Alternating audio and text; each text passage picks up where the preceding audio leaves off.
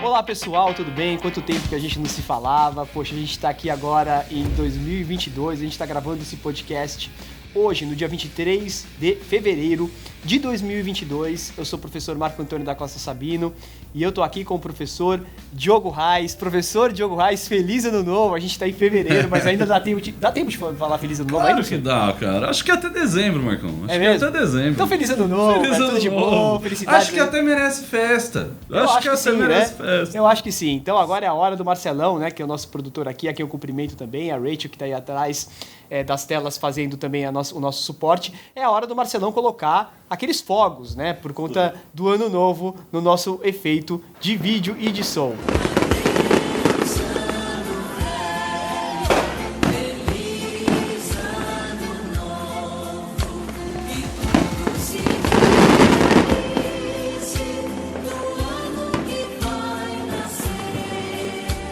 Mas, Diogão, é o seguinte, a gente tem um tema bastante interessante para falar com vocês hoje, que é essa situação do Telegram. Diogo, explica pra gente, eu não vou perguntar pra você o que é o Telegram, porque isso é evidente, né? Um aplicativo de mensageria privada, como definem aí os projetos de lei, mas conta pra gente o que tá pegando com o Telegram e as eleições, Diogo. Não, show de bola, Marcão. É muito bom estar aqui de volta, né, cara? A gente, enfim, rola uma saudade, já tinha pego aí esse carinho e é muito bom ter essa temporada 2022 ao seu lado, lá do Marcelo, e torcer aí para que tudo siga bem. Marcão, é o seguinte, cara, começou essa história de banir o Telegram do planeta. Planeta Brasil. Me dá arrepios ouvir essa história de banir alguma coisa. Vamos lá. E eu tô louco pra te ouvir sobre isso, cara. Mas onde que essa história começa, né? Ela começa justamente no Tribunal Superior Eleitoral. O que aconteceu? O Tribunal Superior Eleitoral, ele vem há algum tempo fazendo uma aproximação que eu particularmente acho muito sadia com as plataformas, né? Em especial as Big Techs, mas muitas plataformas que exploram o serviço, né, que tem um serviço de mensageria ou de redes sociais e tal, em prol do combate à desinformação online, às fake news, por exemplo, e de muitos outros comportamentos inautênticos que podem afetar as eleições. Certo. Então, o que acontece? Se a gente for traçar uma linha do tempo, a gente tem lá em 2014, 2012, 2014, o TSE e as plataformas meio que num pé de guerra. A gente teve multas para o Google de mais de 3 milhões de reais. Era decisões que não eram cumpridas, era de grande dificuldade. E aí, quando a gente começa a perceber que talvez tinha decisões que não eram possíveis ser cumpridas justamente porque não eram específicas o suficiente. Certo. Então, por exemplo, mandava falar... tira tudo o que o Marcelo falou mal do Marco. Falar mal pela frente constrange quem ouve, constrange quem fala. Não custa nada a gente esperar um pouco, as pessoas dão as costas. E com o Marcelo, com o Marco, que tudo, né? Então, assim, com o tempo, foi se aperfeiçoando esse processo. E usando a URL, que é aquele endereço que fica lá em cima, como o ponto cirúrgico do conteúdo guerreado ali no âmbito eleitoral. Sim, como já tinha inclusive definido o STJ já há algum tempo, né? Naquele voto paradigma da ministra Nancy Andrighi. Mas é isso, né? É uma questão de assimetria de informação entre quem manda tirar e o pessoal técnico das plataformas, dos intermediários, né? Isso. E isso começa lá. Então, vem em 2014 com o Marco Civil. A eleição de 2014, ela acaba não tendo uma influência direta nesse processo, acaba gerando essas multas milionárias. E aí, em 2016, começa um diálogo das plataformas com a Justiça Eleitoral. Esse diálogo das plataformas com a Justiça Eleitoral, ele se aperfeiçoa em 2018. Em 2020, talvez, na eleição de 2020, encontrou o seu ápice ali. Eu não sei se você lembra, mas na eleição de 2020, por exemplo, o WhatsApp tinha um canal direto com o Tribunal Superior Eleitoral, no qual você poderia denunciar o disparo de mensagem em massa política, né, na eleição de 2020, e aquela denúncia ia direto para o WhatsApp e furava a fila de todas as denúncias. Imagina quantas denúncias deviam existir. Uma loucura. Priorizando a questão eleitoral. Tudo isso aconteceu mediante esse acordo que foi feito para o combate à desinformação junto com as plataformas. Para a eleição de 22, esse acordo foi renovado e ampliado. A gente teve empresas como o TikTok, já tinha entrado na outra eleição, Mas a gente tem Twitter, Facebook, Google e por aí vai, WhatsApp e várias plataformas foram chamadas para esse acordo. Dentre elas, o Telegram também foi. E acontece que o Telegram não respondeu. Sim. Até porque as comunicações que foram... A sede do Telegram, a sede jurídica, é em Dubai. Só que as comunicações que foram para lá não encontraram ninguém. Sim, eu vi que a sede do Telegram fica em Dubai, num prédio super chique em Dubai, e que, na verdade, é muito difícil subir no escritório, que é uma sala que tem 4 pessoas júniores na sala da sede do Telegram. Pelo menos o que eu li. Eu não cheguei nesse ponto, eu só cheguei no prédio e já tava preocupado. Agora eu fiquei tenso. Eu sei porque por causa do Mundial do Palmeiras, né? Eu sou palmeirense, como você sabe, então eu sabia tudo sobre Dubai. Não, é brincadeira. Boa.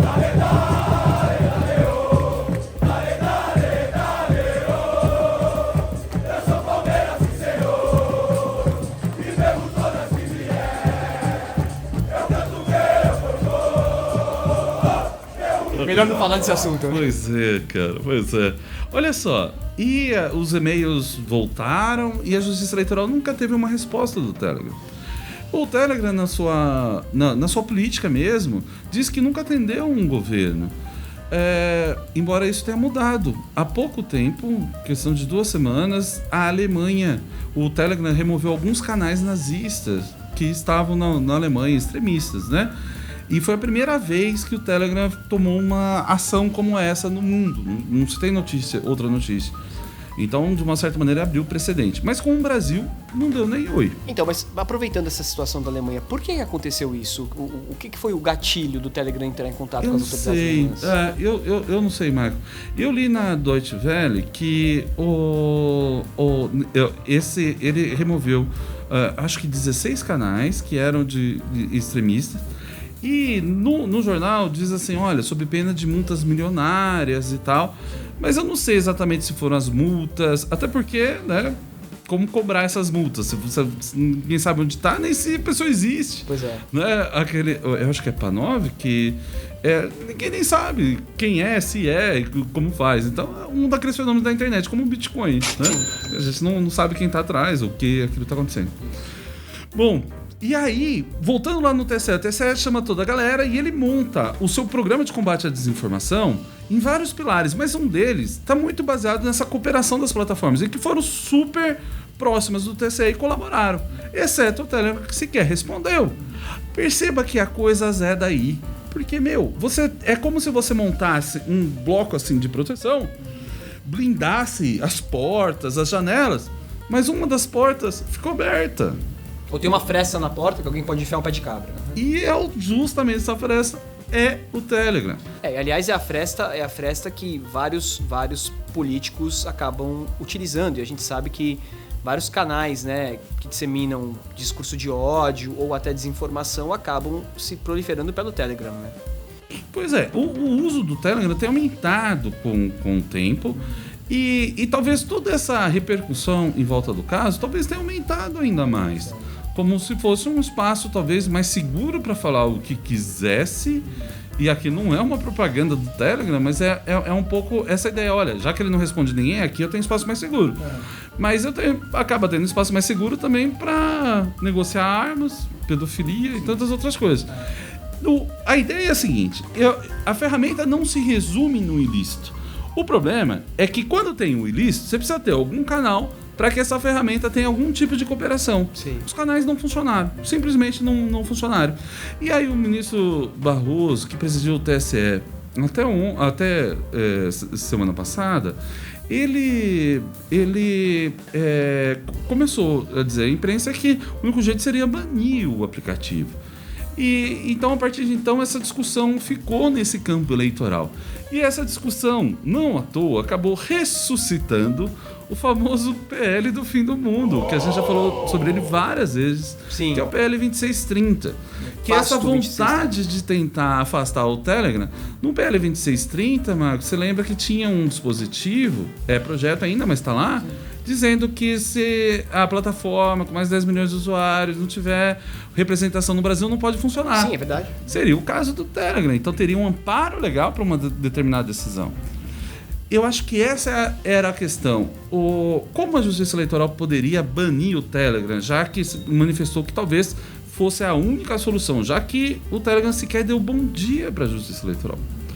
Mal educados, né? Afinal de contas. Mal educados. Brincadeira, né? E eu acredito, cara, que nessa discussão começou a buscar um amparo jurídico para isso. Lá no Marco Civil da Internet, tem o artigo 12, inciso 3 e 4, que fala em suspensão e banimento de aplicações. Mas depende de todo um processo que não existe. Sim. Não dá para falar, olha, eu chamei as pessoas para conversar aqui e eles não vieram. Não resolve. O Ministério Público Federal também divulgou na imprensa que tinha a intenção também de promover uma ação contra o Telegram, justamente pelas ilicitudes e a falta de resposta. Aí talvez alcançaria o artigo 12. Na legislação eleitoral, só há uma obrigação de ter representação no Brasil a aplicação que vende serviço. O Telegram não vende anúncio. Então, não entra nessa situação. Daí que surge a ideia de tentar ressuscitar o PL 2630, porque teria um amparo legal para eventualmente fazer isso. É uma discussão muito boa para falar se um PL com 40 e poucos artigos, 42 acho, cheio de confusões e com muita coisa para se discutir, deveria ser aprovado por causa de um dispositivo apenas, e que na minha cabeça nem sei se esse dispositivo é tão bom. Eu não sei se isso não traria uma espécie de um isolamento digital ao Brasil ou isolamento de inovação, já que por uma empresa funcionar aqui com o sucesso, ou seja, 10 milhões de usuários, ela seria punida tendo que ter uma representação no país. Claro. Por outro lado, não dá para uma aplicação não responder um país. Então, a gente chega nesse grande imbróglio. E o que eu tenho percebido, Marco, é que tem uma galera que está discutindo muito o espaço de como realmente banir, assim. Cara, eu acho que não dá para banir. Na Rússia, o Telegram foi banido na Rússia. E para conseguir banir na Rússia, foi derrubado mais de 1 milhão de endereços. É muita coisa. Isso, talvez, no Brasil seja diferente, porque na Rússia, como a internet ela é altamente controlada, é comum que a população russa se utilize de alternativas como a VPN, uma rede privada, que consegue driblar o IP do país, né? Então, de uma forma muito simples, ao invés de você conectar aqui da sua casa direto para a internet, você conecta da sua casa até um servidor lá nos Estados Unidos, por exemplo, e de lá para o tal lugar. Como o Brasil não pode suspender o Telegram nos Estados Unidos, só aqui, você conseguiria usar o Telegram. É uma triangulação. Talvez no Brasil menos pessoas usam VPN, mas é simples, tem VPN gratuito. Então acho que efetivamente talvez isso não ia acontecer, esse banimento não ia rolar. Até porque, né, Diogo, do ponto de vista tecnológico, seria um enxugamento de gelo, né? Amanhã ia surgir outro Telegram com outro nome, ou até eventualmente com o mesmo nome, mas a mesma tecnologia. Próprio na VPN ou em outra situação? Claro que isso ia embaralhar um pouco, né? Obstacularizar os canais que já têm milhões de seguidores, etc. Mas talvez as pessoas não estejam preocupadas com isso. Na verdade, elas querem se comunicar e elas vão se conectar quantas vezes forem as necessárias para se comunicarem. Não, e não é só isso, Marco. Só para terminar esse último ponto eleitoral, porque eu tenho uma curiosidade bem grande, eu acho que você é a pessoa certa para me responder, mas, cara, olha a expectativa versus realidade. Brincadeira, hein? Puta responsa. Cara, mas é o seguinte,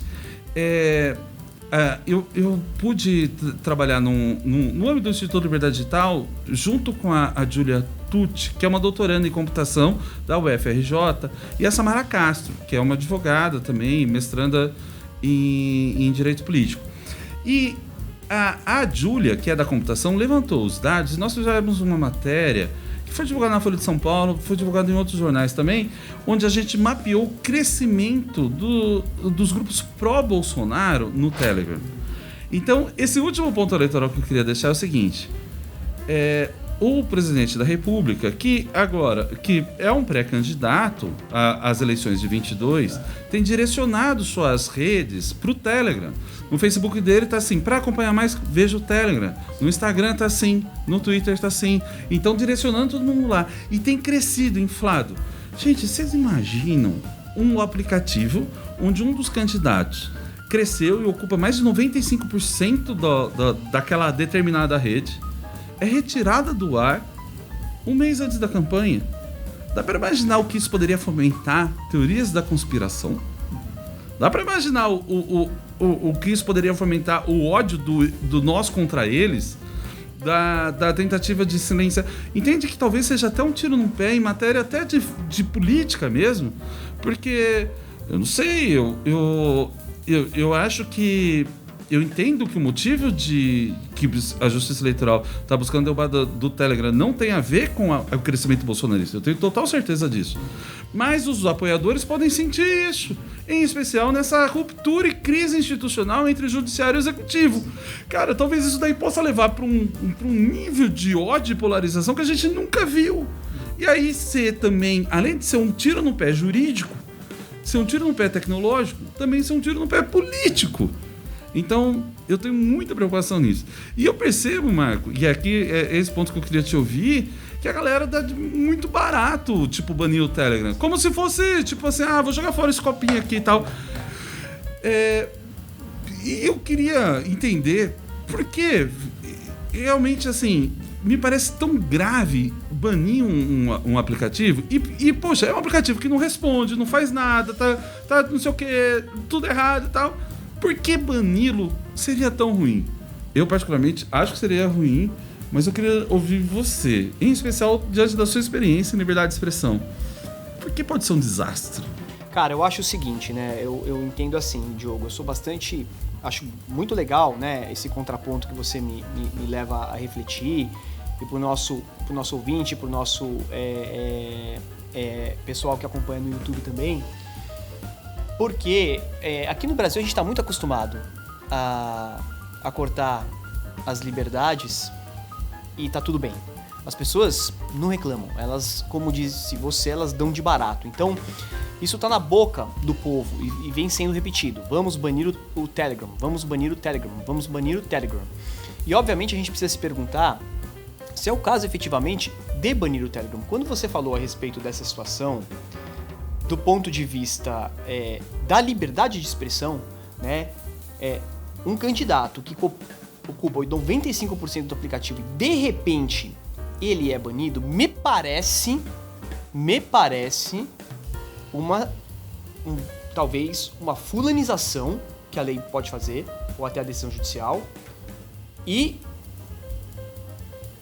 um banimento de ocasião. E isso é muito preocupante. Quando você falou naquele teu discurso, cara, o PL 2630 tem 42 artigos, um deles trata a respeito da sede no Brasil e com isso podia motivar decisões judiciais, e aí eles estão querendo passar para evitar e para banir, etc, etc. Mais preocupante ainda, porque me parece que é uma fulanização. E quando o legislador ele age movido por ímpetos individualistas, nós aprendemos na faculdade de Direito, professor Diogo, que a lei ela tem que ser geral e abstrata, né? Isso transforma o legislador e o julgador em um míope, porque aí ele não consegue ver quais são os perigos efetivos de um banimento. Não podemos nos esquecer aqui, pessoal, que a gente vive num estado de liberdade. Pelo menos é isso que a nossa Constituição diz, né? A gente sabe que, na prática, a liberdade, a plena liberdade, ela é um sofisma, ela não existe. Mas pelo menos ela segura a gente a falar o que a gente quiser, usar a roupa que a gente quiser e também empreender em que a gente quiser. Não podemos nos esquecer que um dos fundamentos da República do Brasil é a livre iniciativa. E nós temos que brindar a livre iniciativa, free enterprise. E nesse sentido, você não pode ficar banindo atividade econômica desse jeito. Marco, mas...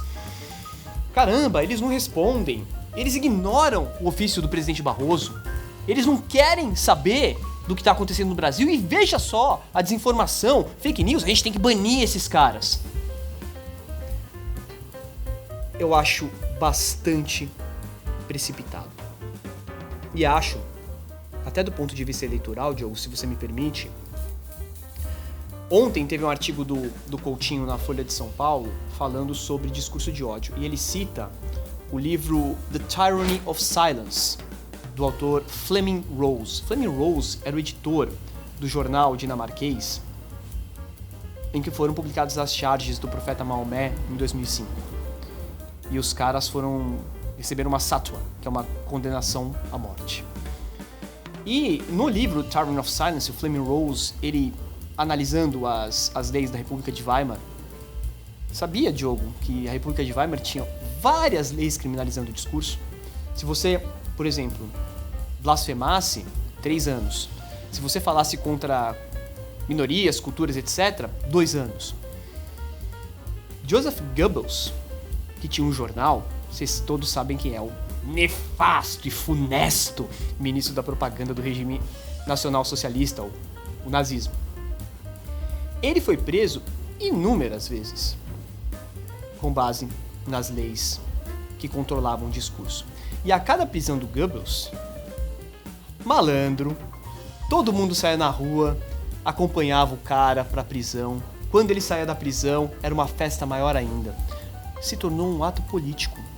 E o que o Coutinho diz no discurso dele é: se a gente criminalizando o discurso de ódio, a gente não vai dar palco pra maluco. Então o que eu tô querendo dizer é o seguinte: vejam o potencial tiro no pé que é essa história desse banimento, do ponto de vista político. Agora, do ponto de vista das liberdades, não há a menor dúvida que é um problema. Por quê?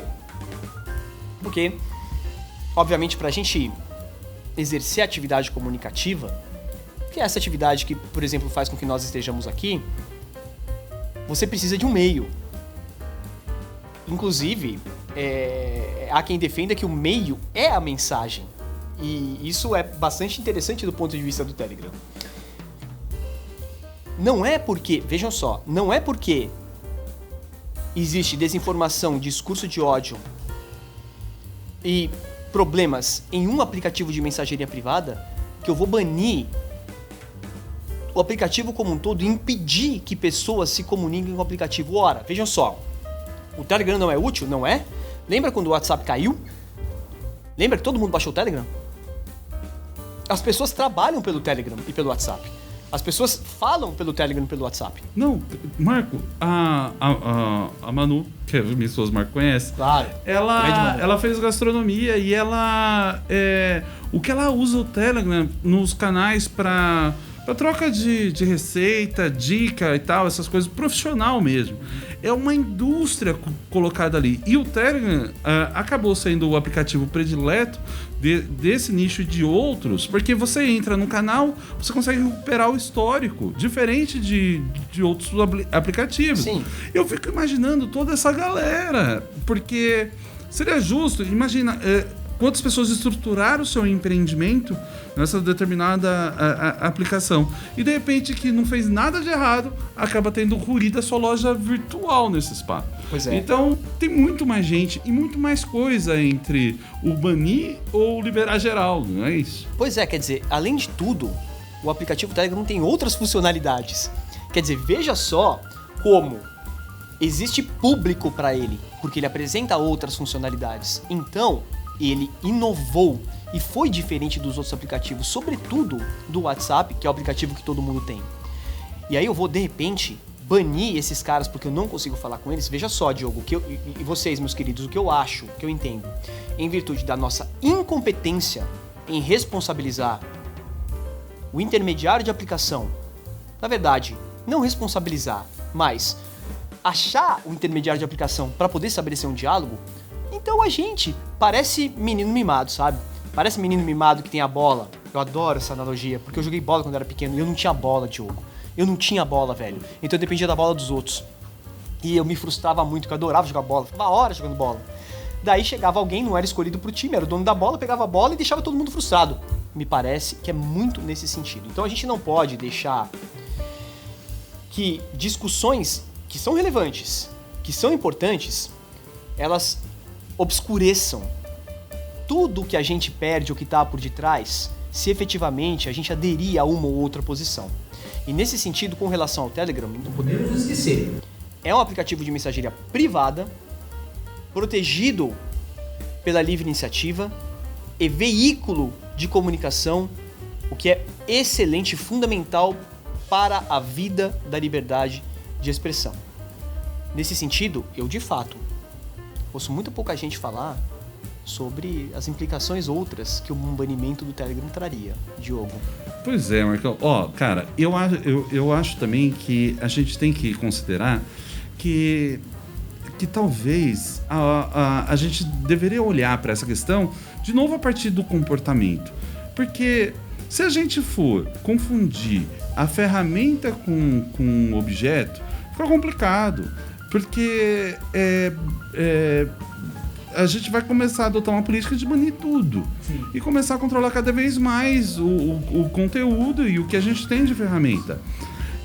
Eu sei que a coisa é complicada, eu não tiro a razão. Justiça Eleitoral trabalha pra caramba, eu conheço muito bem esse trabalho e sei o quanto vale. Eu sei que é uma espécie de uma vontade de tentar resolver a coisa, é isso. Não, e tem que se preocupar com desinformação, com fake news, lógico, com manipulação de eleições, é claro que sim. Claro, mas eu acredito que talvez há outras soluções que não sejam tão custosas como essa, que na minha opinião pode ser um tiro no pé tecnológico, jurídico e político, pelos motivos que eu falei. Eu acredito que o TSE e toda essa estrutura da Justiça Eleitoral, o Ministério Público Eleitoral, poderia intensificar as investigações aos arredores do Telegram, não exatamente o Telegram em si.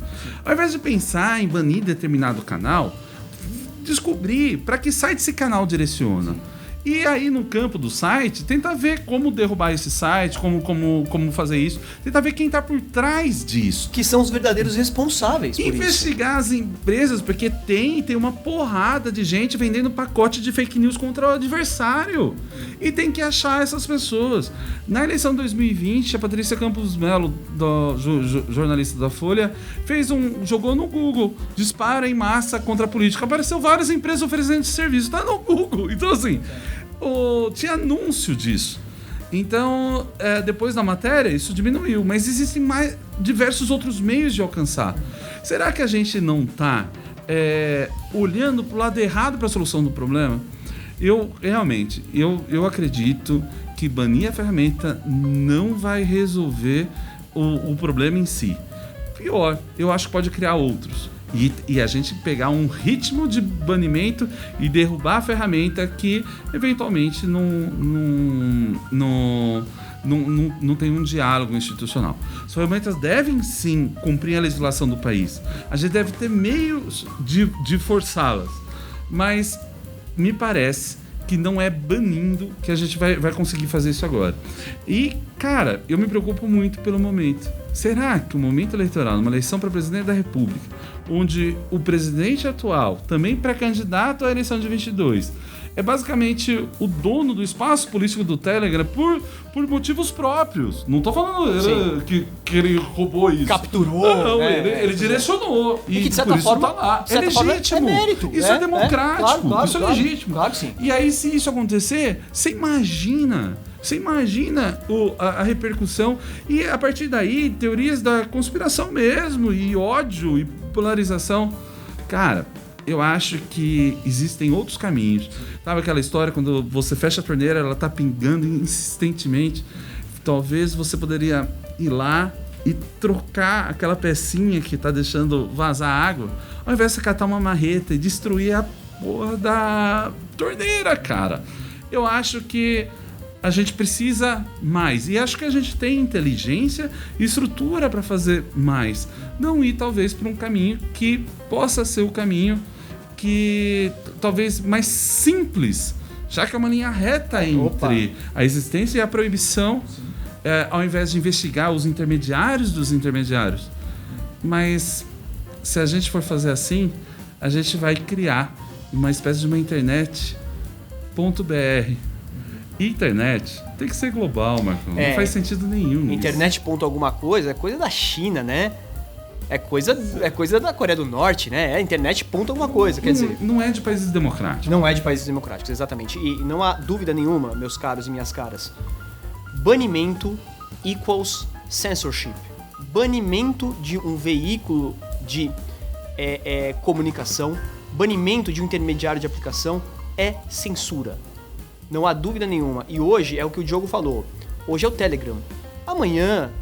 O cara que está no poder, os movimentos políticos que estão no poder da vez, podem achar que qualquer intermediário, já consolidado inclusive, tem que ser banido. Qualquer dúvida, né? Amanhã suponha, por exemplo, que o movimento Stop Hate for Profit, aquele lá que várias empresas se engajaram para deixar de anunciar no Facebook, etc.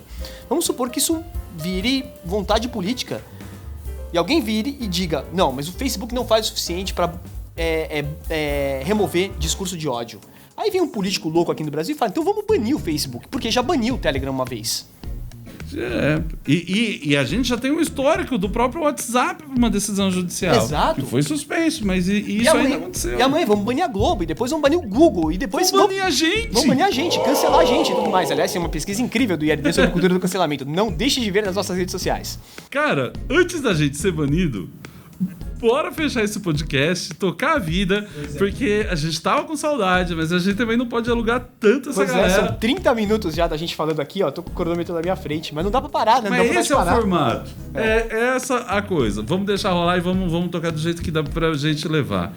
Marcão, cara, eu acho que a gente fechou os pontos e queria super te agradecer. É demais poder estar aqui contigo, com o Marcelo, com toda essa galera aí. Espero que a gente tenha levantado e discutido pontos que ainda não foram falados. Eu vi muita coisa sobre isso, mas muita coisa igual. Discutindo se precisa ser uma decisão judicial, ou se um ato administrativo, ou se não sei o quê.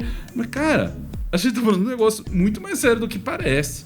Então, bora pensar nisso daí e vamos tocar. E se você curtiu, acompanhe a gente aí, ajuda a divulgar, porque a nossa ideia é que a gente continue com o podcast e não seja nem banido e nem cancelado, Marcão. Legal, Diogo, obrigado, cara. É sempre um prazer discutir com você. Eu, na verdade, sempre falo isso, sempre me sinto mais inteligente. Acho que a gente aqui flui essa ideia. E apesar de você que tá aí do outro lado, né, só tá ouvindo a gente e vendo a gente, claro que a sua participação é muito importante. Então, comente, contate a gente é facilmente achável, né, na internet.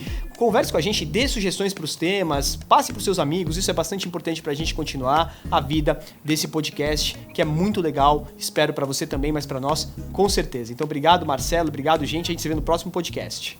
Tchau. Valeu. Até mais.